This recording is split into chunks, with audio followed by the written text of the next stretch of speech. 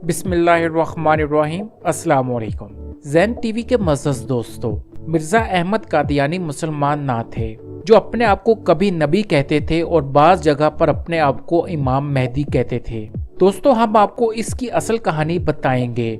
जब अंग्रेज हिंदुस्तान पर काबज़ हुए तो मुसलमान अंग्रेजों के खिलाफ बगावत करते थे और अंग्रेजों के साथ लड़ते थे। इसी वजह से अंग्रेजों ने मिर्ज़ा अहमद कादियानी को खरीद लिया और इनकी ये ड्यूटी लगाई कि वो मुसलमानों के मजहब को खराब करेंगे और मुसलमानों के आपस में इख्तलाफात पैदा करेंगे। यही समझ लीजिए दोस्तों कि मिर्ज़ा अहमद कादियानी को मुसलमानों के दरमियान इम्प्लीमेंट किया गया। दोस्तों, इस वीडियो में हम मिर्ज़ा अहमद कादियान और हजरत इमाम मेहदी के बारे में फ़र्क बताएंगे, लेकिन नए आने वाले दोस्तों से गुजारिश है कि वो हमारा चैनल लाजमी सब्सक्राइब करें। दोस्तों, ये वीडियो किसी की दिल आज़ारी के लिए नहीं है, ये महज एक मालूमाती वीडियो है।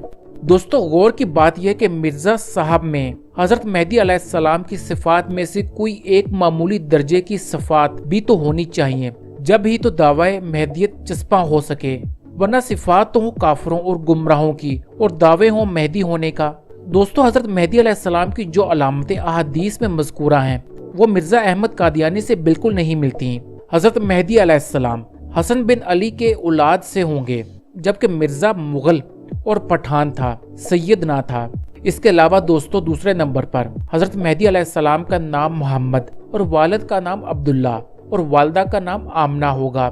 इसके बरखलाफ मिर्ज़ा अहमद कादियानी का नाम गुलाम अहमद, बाप का नाम गुलाम मुर्तज़ा और माँ का नाम चिराग बीबी था।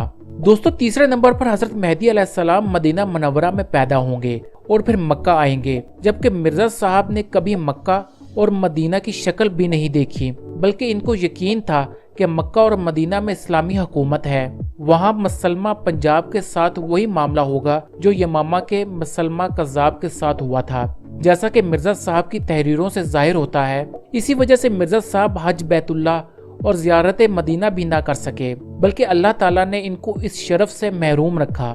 दोस्तों, इसके अलावा चौथे नंबर पर हजरत मेहदी अलैहिस्सलाम ज़मीन के बादशाह होंगे और दुनिया को अदल व इंसाफ से भर देंगे, जबकि मिर्ज़ा साहब तो अपने पूरे गांव कादियान के भी चौधरी ना थे।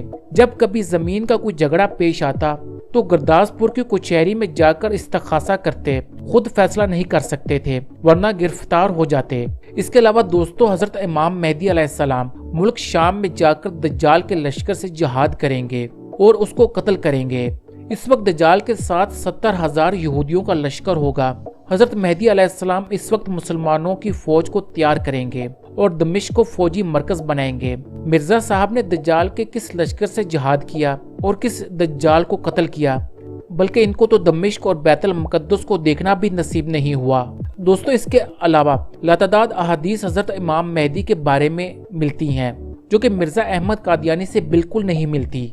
दोस्तों, इसके अलावा एक और बात आपके सामने जिक्र करते हैं कि हजरत ईसा अलैहिस्सलाम और हजरत इमाम मेहदी दो अलग शख्स हैं। ज़ुहूर मेहदी और नुज़ूल ईसा अलैहिस्सलाम के बारे में जो अहादीस आई हैं, इनसे साफ जाहिर होता है कि हजरत ईसा बिन मरियम और हजरत इमाम मेहदी दो अलग-अलग शख्सियत हैं, जबकि सिर्फ मिर्ज़ा कादियान कहते हैं कि मैं ही ईसा हूँ और मैं ही मेहदी हूँ, और फिर इसके साथ ये भी दावा करते हैं कि मैं ही कृष्ण महराज हूँ और मैं ही अराई का बादशाह हूँ और हिजरा अस्वद मैं ही हूँ और बैतुल्लाह भी मैं ही हूँ और हमला भी मैं ही हूँ और फिर खुद ही मैं ही मौलूद हूँ। हमारा तो यकीन है कि सब कुछ है, मगर मुसलमान नहीं। दोस्तों, ये मालूमात और लोगों को भी शेयर करें ताकि मिर्ज़ा अहमद कादियान और हजरत मेहदी अलैहिस्सलाम के बारे में फ़र्क जान सकें, और ये चैनल लाजमी सब्सक्राइब करें और बेल आइकन लाजमी प्रेस करें। खुदा आपका और सबका निगहबान हो।